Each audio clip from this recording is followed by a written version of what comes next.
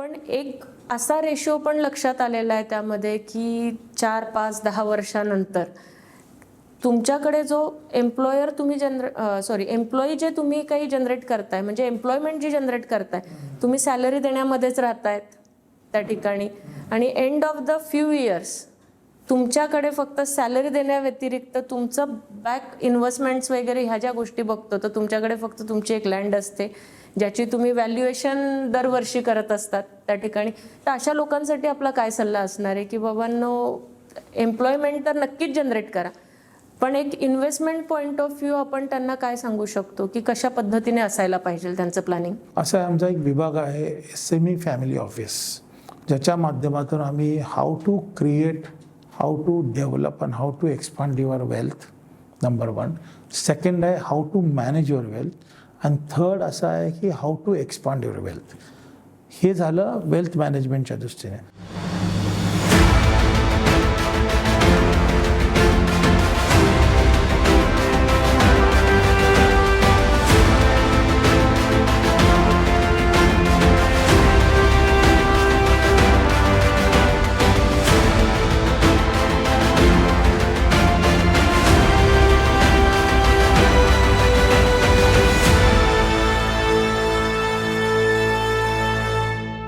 आजच्या भागात आपल्याला लाभलेले मान्यवर आहेत Chandrakant Salunke sir, SME chamber of इंडियाचे संस्थापक आणि अध्यक्ष. तर सर, मला तुम्हाला पहिलाच प्रश्न हा विचारायचा आहे की SME चेंबर ऑफ इंडियाचे संस्थापक आणि अध्यक्ष म्हटलं तर तुमचा प्रवास कसा होता? प्रथम स्मिताजी धन्यवाद, आपण मला अर्थवेध या तुमच्या डिजिटल चॅनलमध्ये माझे विचार मांडण्यासाठी बोलवल्याबद्दल. SME चेंबर ऑफ इंडियाची वाटचाल खऱ्या अर्थाने 1993 साली झाली, आणि सर्वसाधारणपणे मी ज्यावेळेला माझ्या वडिलांच्या उद्योगात असताना लघु व मध्यम उद्योजकांना ज्या अडचणी येतात किंवा ज्या काही समस्या येतात ह्याचा अभ्यास किंवा ह्याचा खऱ्या अर्थाने मला अनुभव माझ्या वडिलांच्या कंपनीत मिळाला. आणि त्या अनुषंगाने मला ज्यावेळेला वाटलं की लघु व मध्यम उद्योजकांना एकत्रित करून त्यांच्यामध्ये सुसंवाद घडवणं आणि त्यांच्या प्रश्न किंवा त्यांच्या समस्या संबंधित गव्हर्नमेंट ऑथॉरिटीजकडे किंवा बँकेकडे घेऊन जाणं, आणि त्या अनुषंगाने ही संस्था निर्माण झाली. आणि या संस्थेच्या माध्यमातून आज लघु व मध्यम उद्योजक आहेत, मॅन्युफॅक्चरिंग सेक्टरमधले जे एंटरप्रेन्योर्स आहेत किंवा एक्सपोर्ट्समध्ये आहेत, सर्व्हिस इंडस्ट्रीत आहेत, सप्लाय चेनमध्ये आहेत, आणि नवउद्योजक जे आहेत यांना एकत्रित करून त्यांना एक प्लॅटफॉर्म दिला, आणि या प्लॅटफॉर्मच्या माध्यमातून त्यांचा व्यवसाय वृद्धी करणं, नवे तंत्रज्ञान वापरणं, आणि सर्वात महत्त्वाचं म्हणजे बँकेकडनं कशा प्रकारे कर्ज उपलब्ध करून देणं आणि त्याचा कसा फायदा घेणं यावर आम्ही जास्त फोकस केला. आणि मला वाटतं की गेल्या 30 वर्षाची आमची वाटचाल आहे. या वाटचालीमध्ये अनेक असे आम्ही उपक्रम राबवले, योजना राबवल्या, आणि याचा फायदा या क्षेत्राला निश्चित झालेला आहे. सर, तुमचा हा प्रवास जो आहे तुम्ही थोडक्यात तर आम्हाला सांगितलाच या ठिकाणी, पण ह्या प्रवासासोबत तुम्ही स्वतः पण एक व्यवसाय जो आहे तो सुरू केलेला आहे, आणि त्याला साधारण त्याची जर्नी तुमची काय होते आणि कुठल्या प्रकारचे व्यवसाय तुम्ही सुरू केलेले आहेत? मी वडिलांच्या इंडस्ट्रीमध्ये म्हणजे पॅकेजिंग इंडस्ट्रीमध्ये सुरुवातीला जेव्हा जॉईन झालो, तिथून पॅकेजिंग सेक्टरबद्दल, मॅन्युफॅक्चरिंग इंडस्ट्रीबद्दल आणि इंडस्ट्रियल प्रॉडक्ट सप्लायबद्दल मला अत्यंत चांगला अनुभव मिळाला. आणि त्या अनुभवाच्या माध्यमातून मी माझे स्वतःचे साळुंके पॅकेजिंग प्रायव्हेट लिमिटेड, त्यानंतर एक्सपोर्टची कंपनी, त्यानंतर कॉर्पोरेट सर्व्हिसेसची कंपनी, आणि सर्वसाधारणपणे या ज्या संस्था निर्माण केल्या, या संस्था निर्माण करण्यामागे उद्देशच हा होता की लघु व मध्यम उद्योजकांना आणि विशेषतः करून मॅन्युफॅक्चरिंग इंडस्ट्रीजना एकत्र आणणे, आणि त्या अनुषंगाने त्या माझ्या अनुभवाचा फायदा इतर उद्योजकांना अत्यंत मोठ्या प्रमाणात झालेला आहे. नक्कीच अजूनही होईल सर, तो अनुभवाचा फायदा नक्कीच लोकांना होणार आहे त्या ठिकाणी. सर, सगळ्यात मोठी गोष्ट, तुमच्या वेबसाईटवर आम्ही एक ओळ बघितलेली होती, ईज ऑफ डुईंग बिझनेस. तर ही कन्सेप्ट नक्की काय आहे? असं आहे, ज्यावेळेला एखादा उद्योग आपण एखाद्या राज्यात किंवा जिल्ह्यात किंवा कुठेही असं लावतो देशामध्ये, तर त्यावेळेला त्या उद्योगाला तिथे समजा वाटचाल करायची असेल किंवा ऑपरेशन करायचं असेल, तर त्या उद्योजकांना किंवा त्या उद्योगाला त्या स्थानिक पातळीवरील, राज्य पातळीवरील जे काही लायसन्सेस किंवा परवानग्या लागतात, यांचा व्यवस्थितरित्या त्यांना त्यांचा उपयोग झाला पाहिजे आणि त्यांना त्या इझिली मिळायला पाहिजेत. यासाठी आपण ईज ऑफ डुईंग बिझनेसचा हा आपला जे काही कॉन्सेप्ट आहे गव्हर्नमेंट ऑफ इंडियाचा किंवा स्टेट गव्हर्नमेंटचा, या माध्यमातून आम्ही प्रयत्न केला. मला सांगायला अतिशय आनंद वाटेल की मनोहर जोशी ज्या वेळेला चीफ मिनिस्टर झाले महाराष्ट्राचे, आणि मनोहर जोशींनी असं माझ्यावर एक जबाबदारी दिली की सर्वसाधारणपणे उद्योगांना लागणाऱ्या ज्या परवाने व परवानग्या आहेत याची पडताळणी करायची.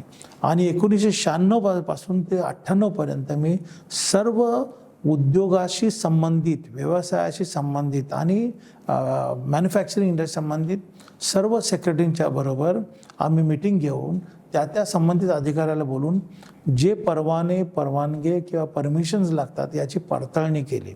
आणि पडताळणीत असं लक्षात आलं की 78 ते 80 परवान्या आपल्या इंडस्ट्रीला लागतात याची खरी गरज नव्हती. त्यामुळे आम्ही ते ईज ऑफ डुईंग बिझनेसच्या माध्यमातून महाराष्ट्रामध्ये परवाने व परवानग्या घेण्यासाठी जवळजवळ 32पर्यंत आणल्या, म्हणजे कमी केल्या. आणि त्याचा फायदा हा इंडस्ट्रीला झाला. आणि आज आपण पाहताय की महाराष्ट्र राज्य हे देशामध्ये एक औद्योगिक राज्य म्हणून अग्रेसर आहे. याचा मुख्य फायदा म्हणजे इन्स्पेक्टर राजचा कमी झालेला त्रास, आणि सर्वात महत्त्वाचं म्हणजे गव्हर्नमेंटने प्रोव्हाइड केलेलं ईज ऑफ डुईंग बिझनेस आणि लेवल प्लेइंग फील्ड, याचा फायदा आमच्या उद्योजकांना आणि मॅन्युफॅक्चरिंग इंडस्ट्री झाल्यामुळे ईज ऑफ डुईंग बिझनेसमध्ये स्टेट गव्हर्नमेंटने केलेल्या उपक्रमाचा आणि कार्याचा हा देशाने सुद्धा याचा फायदा घेतला. इतर राज्यांनी सुद्धा त्याचा फॉलो केला. आणि मला वाटतं की Maharashtra is a leading industrial state in the India, and of course it is equally competing with the small countries in the world. Okay, great. ह्या गोष्टींनी नक्कीच म्हणजे आता आपले जे प्रेक्षक आहे यांना एक थोडी छोटी कल्पना का होईना की येणार आहे की जो काही मायक्रो लेवलचा, स्मॉल लेवलचा बिझनेस आहे, जसं तुम्ही सुरू केलेलं आहे की नाही बाबा मी 30 वर्षाची माझी जर्नी आहे, तर ती छोटी नाही आहे आज त्या ठिकाणी, म्हणजे नोटिसेबल जर्नी आहे.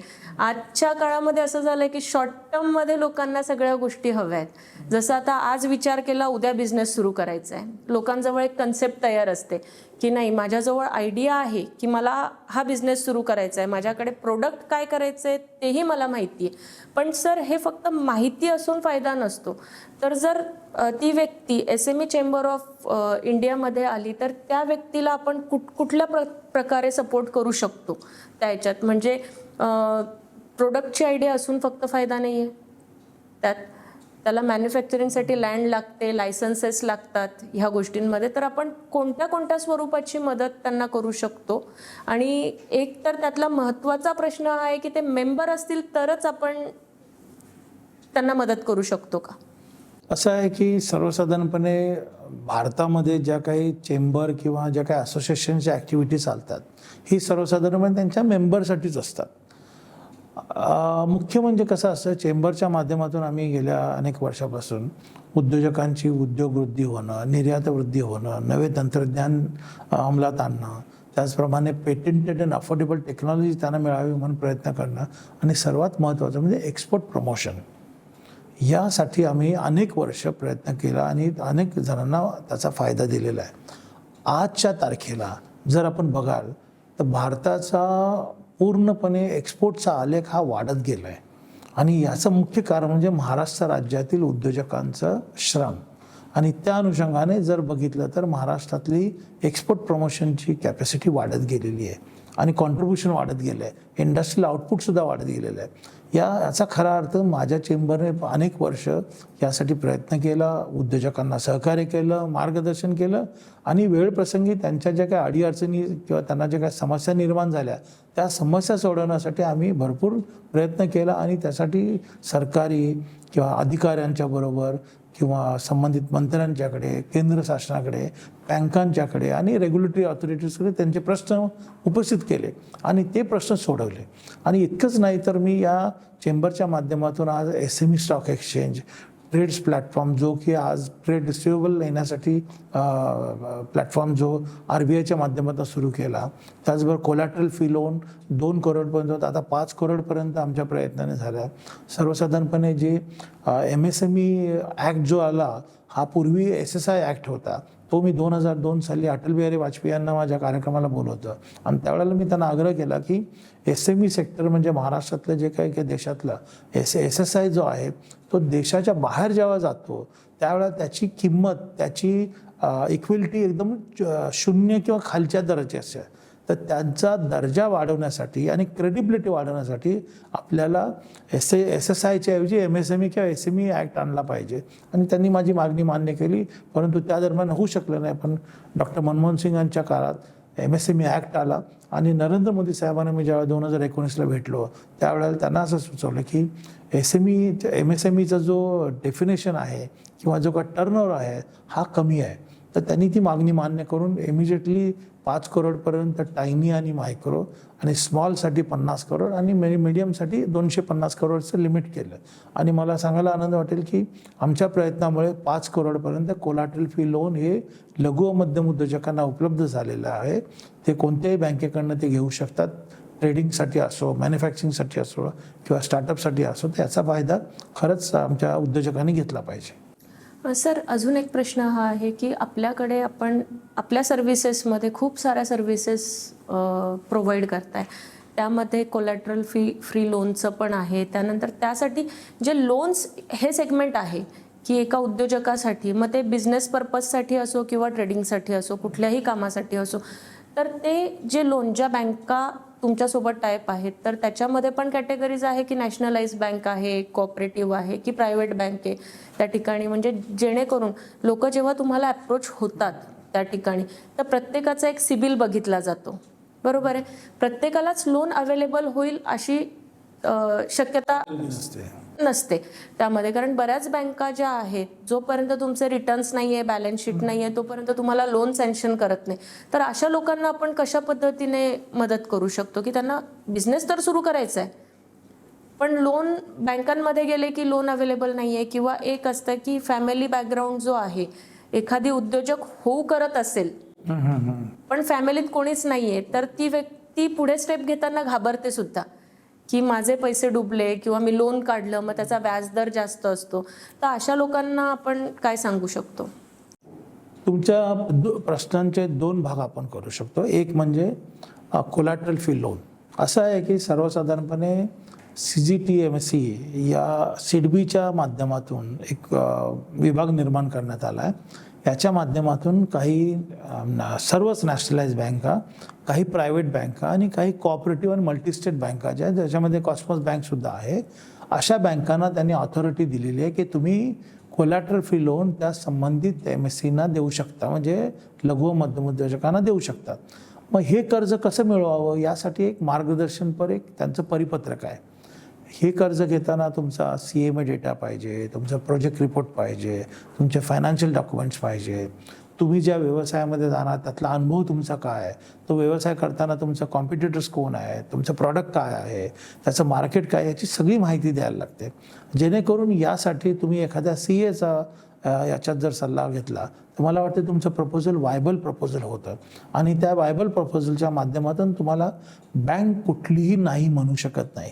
बँकांकडे पैसा भरपूर आहे, फक्त तो कसा मिळवायचा ह्या उद्योजकांनी समजलं पाहिजे. दुसरा मुद्दा असा आहे की बऱ्याच जणांचे कर्ज हे रिजेक्ट होतं. तुमच्या प्रश्नाचा दुसरा भाग आहे की ज्यांचं सिबिल रिपोर्ट बरोबर नसतं किंवा त्यांचं प्रोजेक्ट रिपोर्ट बरोबर नसतं किंवा ते जे काही क्वेरीजना उत्तर देतात बँकांच्या त्या बरोबर दिल्या नाहीत तर तिथे ते अडचणीत येतात. त्याचं कारण असं आहे की त्यांना माहिती नसतं किंवा माहिती बरोबर त्यामध्ये कसं लिहावं याचं त्यांना अनुभव नसतो. यासाठी सर्वात महत्त्वाचा सल्ला म्हणजे कोणत्याही चांगल्या तज्ज्ञ अशा चार्टर्ड अकाउंटंटकडनं आपण सल्ला घेऊन प्रोजेक्ट रिपोर्ट तयार करून तो सबमिट करण्याची गरज आहे, जेणेकरून तुमचं लोन रिजेक्ट होणार नाही आणि त्याची नोंद तुमच्या सिबिलवर होणार नाही. ह्या पद्धतीने जर मला वाटतं सर्व उद्योजकांनी जर बँकांना अप्रोच झाले तर मला वाटत नाही कोणतीही बँक भारतामध्ये नाही म्हणू शकत नाही. तर मित्र, जर आपण उत्तम असं एक प्रपोजल तयार केलं, एखाद्या CAचा CMAचा चांगला सल्ला घेतला आणि ते प्रपोजल सबमिट केलं संबंधित अधिकाऱ्यांच्याकडे तर आपलं कर्ज सर्वसाधारणपणे 25 ते 20 दिवसात 30 दिवसात मंजूर होतं. आणि जर मंजूर होत नसेल तर बँका तुम्हाला कारणही देतात की तुमचं कारण काय रिजेक्ट होण्याचं. तर यासाठी सल्ला घेणं अत्यंत महत्त्वाचं आहे. सर, आपल्याकडे जे काही आपण म्हणतोय की सल्ला घेणं महत्त्वाचं आहे, तर SME चेंबर ऑफ इंडियामध्ये आपण ह्या कन्सल्टिंगसाठी त्यांचं इन हाऊस काही सेटअप आहे की आपण कोणी प्रोव्हाइड करतो त्या लोकांना ज्यांना इथूनच सगळं करून घ्यायचं आहे की झिरोपासनं एंडपर्यंत? आमच्या चेंबरमध्ये विभाग आहे बँकिंग सर्व्हिसेसचा, आणि सर्वसाधारणपणे आम्ही ज्यावेळेला SME फायनान्स फॅसिलिटेशन सेंटर स्थापन केलं, या माध्यमातून अनेक असे CA फर्म्स आमच्यावर जोडले गेलेले आहेत. सर्वात महत्त्वाचं म्हणजे आम्ही आता नवीन एक SME credit check private limited नावाची कंपनी स्थापन केली आहे. या कंपनीच्या माध्यमातून उद्योजकांची क्रेडिबिलिटी आणि क्रेडिट वर्दीनेस ही आम्ही एका आमच्या रिपोर्टद्वारे त्यांना देत असतो. याचा फायदा त्यांना बँकांच्याकडे जाताना किंवा कोणत्याही कस्टमरकडे जाताना किंवा सप्लायरकडे जाताना किंवा बायरकडे जाताना याचा फायदा होतो, विशेषतः करून बँकांकडे.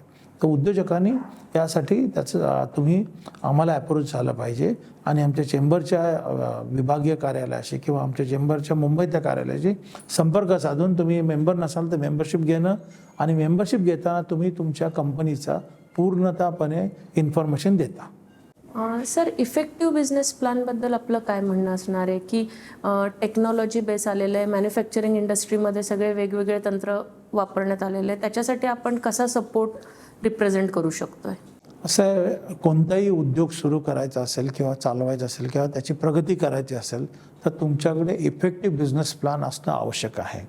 ज्या इफेक्टिव्ह बिझनेस प्लॅनच्या माध्यमातून तुम्ही मार्केटिंग, प्रमोशन, नवीन टेक्नॉलॉजी अंमलात आणणं, नवे तंत्रज्ञान शोधणं, त्याचबरोबर इंटरनॅशनल मार्केटमध्ये जाणं, आणि सगळ्यात महत्त्वाचं म्हणजे to attract new buyers, suppliers, investors. So एक बिझनेस प्लॅनिंग केल्यानंतर प्रत्येक गोष्टीमध्ये आपल्याला आपलं नुकसान होतं आहे का, आपला फायदा किती होतो आहे, आपण प्रॉफिट किती करतो आहे, यावर त्याचं लक्ष द्या. आणि या इफेक्टिव्ह बिझनेस प्लॅनमुळे आपल्याला नवीन नवीन डेव्हलपमेंट प्लॅनिंग करता येतं, फंड्स अलोकेशन करता येतात, आणि त्याचप्रमाणे वेगवेगळ्या ॲक्टिव्हिटी करता येतात. आजच्या उद्योजकांना, म्हणजे जे उद्योजक कार्यरत आहेत, जे नवउद्योजक आहेत, यांनी सर्वसाधारणपणे इफेक्टिव्ह बिझनेस प्लॅनिंग अंमलात आणणं अत्यंत गरजेचं आहे. त्याचबरोबर गुड गव्हर्नन्स ॲडॉप्ट करण्याची गरज आहे. आणि सगळ्यात महत्त्वाचं म्हणजे इंडियन बिझनेस कम्युनिटी ही ओव्हरऑल इंटरनॅशनल लेवलला फेअर बिझनेस प्रॅक्टिसेससाठी चांगलं मानलं जातं, आणि याचा फायदा आपली क्रेडिबिलिटी वाढण्यात होतो. आज जर आपण पाहिलं की नरेंद्र मोदींच्या नेतृत्वाखाली देशाची आज $5 ट्रिलियन इकॉनॉमी वाढण्याचा आपण प्रयत्न करत आहोत. इंडियाला मॅन्युफॅक्चरिंग हब करण्याचा आपण प्रयत्न करतो आहे. याचं श्रेय पंतप्रधानांना गेलं पाहिजे, पण मुख्यतः याचं खरं श्रेय जाणार आहे ते लघु व मध्यम उद्योजकांना जाणार आहे. या लघु व मध्यम उद्योजकांच्या माध्यमातूनच भारताला मॅन्युफॅक्चरिंग हब करता येऊ शकतं. म्हणून इफेक्टिव्ह बिझनेस प्लॅन असणं आवश्यक आहे. सरकारकडून तुम्हाला लेवल प्लेइंग फील्ड म्हणा किंवा ईज ऑफ डुईंग बिझनेस ह्याची रेग्युलर पडताळणा होत राहते. याचबरोबर त्यामध्ये ट्रान्सफॉर्मेशन होत राहतं, आणि सर्वसाधारणपणे प्रत्येक राज्याचं रँकिंगसुद्धा ठरवलं जातं. त्यामुळे ज्या ज्या राज्यामध्ये आपण उद्योग करतो त्या राज्यामधल्या रँकिंग, त्या राज्यामधली स्थिती, परिस्थिती आणि फायदे याचा आपल्या उद्योजकांना माहिती होतं आणि त्याचा बेनिफिटही होतो. नक्कीच होतोय सर. सर, अजून यामध्ये मला हे विचारायचं आहे की जे नवनवीन बिझनेसेस स्टार्ट होत आहेत किंवा जे व्यावसायिक येत आहेत यामध्ये, तर बिझनेस तयार होत असताना किंवा सुरू करत असताना माणसांनी कोणकोणत्या गोष्टीची काळजी घ्यायला पाहिजे? की जसं आहे की आपल्याकडे कॅपिटल असणं गरजेचं आहे, ठीक आहे, कॅपिटल नंतर आपली क्रेडिबिलिटी जी आहे ती चेक होते, त्या बिझनेससाठी किती फंड रेज होणार आहे, पण ह्या गोष्टींव्यतिरिक्त अजून काय काळजी घ्यायला पाहिजे? असं आहे, प्रत्येक उद्योग सुरू करताना त्याच्यामागे एक ऑब्जेक्टिव्ह असतं, विजन असतं आणि मिशन असतं. मुख्य म्हणजे कसं असतं की सर्वसाधारणपणे एखादी व्यक्ती XYZ व्यक्ती नोकरी करत होती, मग ती कुठल्या लेवलला नोकरी करत होती, कोणत्या क्षेत्रात करत होती आणि किती वर्ष त्याने अनुभव घेतला, हा एक महत्त्वाचा मुद्दा असतो. त्याचबरोबर जे उद्योजक फॅमिली मॅनेज बिझनेसमध्ये किंवा फॅमिली ओन बिझनेसमधले मेंबर आहेत. तिसरा म्हणजे शिक्षणानंतर काहीतरी सुरू करायचं म्हणून सुरू करणं आणि त्या शिक्षणाच्या आधारावर उद्योग करणं सुरू करणं, हा मुख्य विषय असतो. या माध्यमातून 3 गोष्टी निर्माण होतात. एक म्हणजे कोणता प्रोजेक्ट निवडायचा, कोणतं सेक्टर निवडायचं आणि कोणत्या सेक्टरमध्ये ट्रान्सफॉर्मेशन करायचं आहे, ह्या 3 बाबीवर जर लक्ष ठेवलं नवउद्योजकाने किंवा जे उद्योग करू पाहतात, म्हणजे आपल्याकडे अस्पायरिंग एंटरप्रेन्योर्स म्हणतो, अशांना आपल्याला मदत करण्यास, चेंबरच्या माध्यमातून मदत करण्यास आम्हाला निश्चित आनंद होईल. परंतु हे करत असताना एक म्हणजे प्रॉडक्ट, त्याची क्वालिटी, तुम्ही किती क्वांटिटी करू शकता, त्याचं टेक्नॉलॉजी कुठली आहे, त्याचबरोबर तुमचे कॉम्पिटिटर्स कोण आहे, देशामध्ये त्याच्यावर टॅक्स किती आहे, GST किती आहे, जर इम्पोर्ट करत असाल तर इम्पोर्ट ड्युटी किती आहे, एक्सपोर्ट करत असाल तर त्यासाठी एक्सपोर्ट मार्केट कुठे आहे, आणि त्याचप्रमाणे त्या इंडस्ट्रीसाठी बँकांचे काही नवीन काही असे उपक्रम आहेत का, देशातले काही उपक्रम आहेत का, जसे केंद्र शासनाचे इन्सेंटिव्ह स्कीम्स आहेत, प्रत्येक राज्याची वेगळी स्कीम असते, याचा आपल्याला सगळा अभ्यास करावा लागतो. आणि तो अभ्यास करण्यासाठी, ते मार्गदर्शन करण्यासाठी SME चेंबर ऑफ इंडिया तत्परतेने त्या प्रत्येक उद्योजकांच्या पाठीशी उभी राहिली आहे. मला असं वाटतं की येणारा काळ हा देशाला खरोखरच एक आंतरराष्ट्रीय पातळीवर मॅन्युफॅक्चरिंग हब निर्माण करण्यास होणार आहे. आणि देशातले एंटरप्रेन्योर्स म्हणा किंवा विशेषतः करून MSMEज जे आहेत, हे आज एम्प्लॉयमेंट जनरेशन करतात, त्याचबरोबर इंडस्ट्रियल प्रोडक्शन करतात आणि एक्सपोर्ट कॉन्ट्रीब्युशन करतात. यामुळे देशाची उन्नती होते, आणि देशाची उन्नती झाली ती उद्योजकांमुळे होते, उद्योजकांची उन्नती झाली तर आज मला वाटतं पंतप्रधानांचं स्वप्न पूर्ण झाल्यासारखं राहणार नाही, मला अशी खात्री वाटते. सर, आपल्या महाराष्ट्रामध्ये किंवा आपण जर म्हणतोय की SME चेंबर ऑफ इंडिया यामध्ये महिला उद्योजकांची संख्या सर्वसाधारण कशी आहे आणि किती असणार आहे? आज आमच्याकडे जवळजवळ 80 लाखाच्या वर मेंबरशिप प्लस सबस्क्रिप्शन आहे. यामध्ये जवळजवळ मला वाटतं 10,000 तरी महिला उद्योजिका ज्या मॅन्युफॅक्चरिंग इंडस्ट्रीमध्ये आहेत, ह्या वेगवेगळ्या राज्यामध्ये पसरल्या आहेत, ह्या आमच्याशी संबंधित आहेत किंवा आमच्याशी जोडल्या गेल्या आहेत. यांचे मुख्य डिमांड काय असते की आम्हाला नवीन मार्केट पाहिजे, अफोर्डेबल आम्हाला फायनान्स पाहिजे, आम्हाला नवे तंत्रज्ञान पाहिजे, आणि सर्वसाधारणपणे त्यामध्ये ट्रान्सफॉर्मेशन करण्यासाठी त्यांना सातत्याने एक गायडन्स लागतं. जर आपण पाहिलं की मॅन्युफॅक्चरिंग इंडस्ट्रीमध्ये किंवा संबंधित इंडस्ट्रीमध्ये ज्या महिला उद्योजिका आहेत, त्या एकतर त्या शिक्षणाच्या माध्यमातून तिथे आलेल्या आहेत, अनुभवाच्या माध्यमातून आलेल्या आहेत, आणि फॅमिलीच्या उद्योगाच्या माध्यमातून आल्यामुळे त्यांच्याकडे एक चांगलं पाठबळ आहे, आणि त्या पाठबळाच्या आधारे त्या चांगल्या ग्रो करतात. आम्ही सातत्याने त्यांच्यासाठी कार्यक्रम आयोजित करत असतो. त्या कार्यक्रमाच्या माध्यमातून त्यांचं नॉलेज एनहान्स करणं, कनेक्टिव्हिटी वाढवणं आणि कम्युनिकेशन बिल्ड करणं, हा मुख्य उद्देश आम्ही साध्य करत आतापर्यंत आलो आहोत. सर, पुढचा प्रश्न असा आहे की आपल्याकडे आता महाराष्ट्रामध्ये एक स्मॉल स्केल नंतर एक मीडियम स्केल येतो, मीडियम नंतर लार्ज येतो त्यामध्ये उद्योगधंद्यांमध्ये. तर आता विषय हा येतो की हा टप्पा जेव्हा आपण पार करत असतो आणि लोकांना त्याहून अधिक प्रगती करण्याची इच्छा असते, तर त्यामध्ये आपण फायनान्स आणि इन्व्हेस्टमेंट ह्या गोष्टींबद्दल कसा सल्ला देऊ शकतो?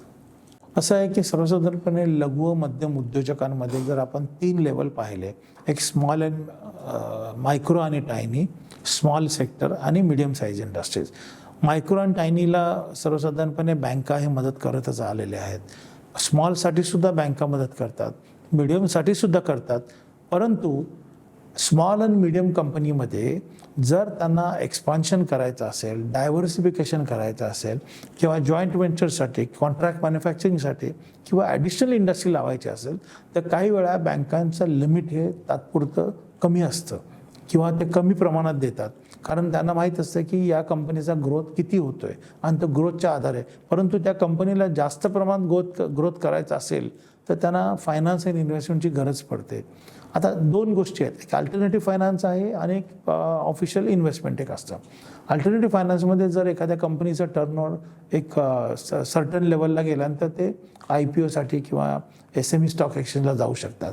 पण सगळ्यात महत्त्वाचं म्हणजे त्यावेळेला प्रायव्हेट इक्विटी, व्हेंचर कॅपिटल किंवा ECBच्या अंडर ते मोठ्या प्रमाणात फायनान्स उपलब्ध करून देतात. आणि यासाठी चेंबरच्या माध्यमातून आम्ही JV असो, कॉन्ट्रॅक्ट मॅन्युफॅक्चरिंग असो, इंटरनॅशनल कोऑपरेशन असो, किंवा एखाद्याला इंडस्ट्रियल लँड पाहिजे असेल, रेडीमेड इंडस्ट्रियल प्रिमायसिस पाहिजे असेल, तर ती आम्ही पुरवून देण्यासाठी किंवा त्याने पुरवण्यासाठी आम्ही त्यांना सहकार्य व मदत करत असतो. जर समजा काही उद्योजक त्या अनुषंगाने आले की आमची समजा अशी इंडस्ट्री आहे आणि आम्हाला पुढच्या लेवलला एक्सपांड करायचे किंवा डायव्हर्सिफाय करायचे, तर आम्हाला सहकार्य मदत पाहिजे, तर आम्ही निश्चित देऊ. सर आपण साधारण S M E chamber of इंडियामध्ये कोणते बिझनेस प्रमोट करतोय?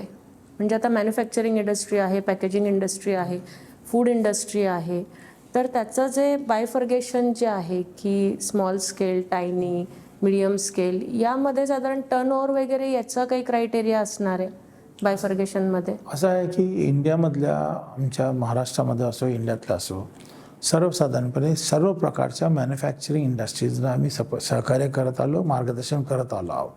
पण जर स्पेसिफिक जर म्हणाल तर एक ट्रेंड असतो, आंतरराष्ट्रीय बाजारपेठेमध्ये एक ट्रेंड असतो. त्या ट्रेंडच्या अनुषंगाने किंवा त्या कॉम्पिटिटिव्हनेसच्या अनुषंगाने आम्ही वेगवेगळ्या प्रकारचे इंडस्ट्रीजना प्रमोट करत असतो. आता सर्वजण पॅन्डेमिकच्या दरम्यान packaging industry, plastic industry, paper industry, food processing इंडस्ट्रीला प्रमोट करण्यात आलं की जेणेकरून त्यांना नवीन नवीन बिझनेस, नवे नवे मार्केट्स उपलब्ध करून दिल्या. आणि याचा फायदा त्यांना झाला की त्यांचा टर्नओव्हर ड्युरिंग द पॅन्डेमिक अगदी काही कंपन्यांचा 0 झाला, त्यांचा 3-3, 5-5 पट जास्त झाला.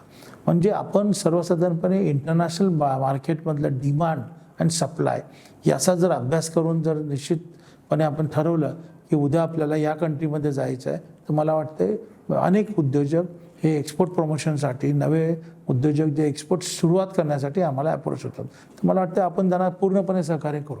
नक्कीच. सर, शेवटचा प्रश्न असा आहे यामध्ये की जेव्हा एखादी व्यक्ती बिझनेस सुरू करते, ठीक आहे, ती आपल्याजवळचं सगळं काही जे आहे, फंड्स असतील, FDs असतील, त्या सगळ्या त्या बिझनेसमध्ये लावत असते किंवा लोन्स घेतले जातात त्या ठिकाणी. पण एक असा रेशो पण लक्षात आलेला आहे त्यामध्ये की 4, 5, 10 वर्षानंतर तुमच्याकडे जो एम्प्लॉई जे तुम्ही काही जनरेट करताय, म्हणजे एम्प्लॉयमेंट जी जनरेट करताय, तुम्ही सॅलरी देण्यामध्येच राहतायत त्या ठिकाणी.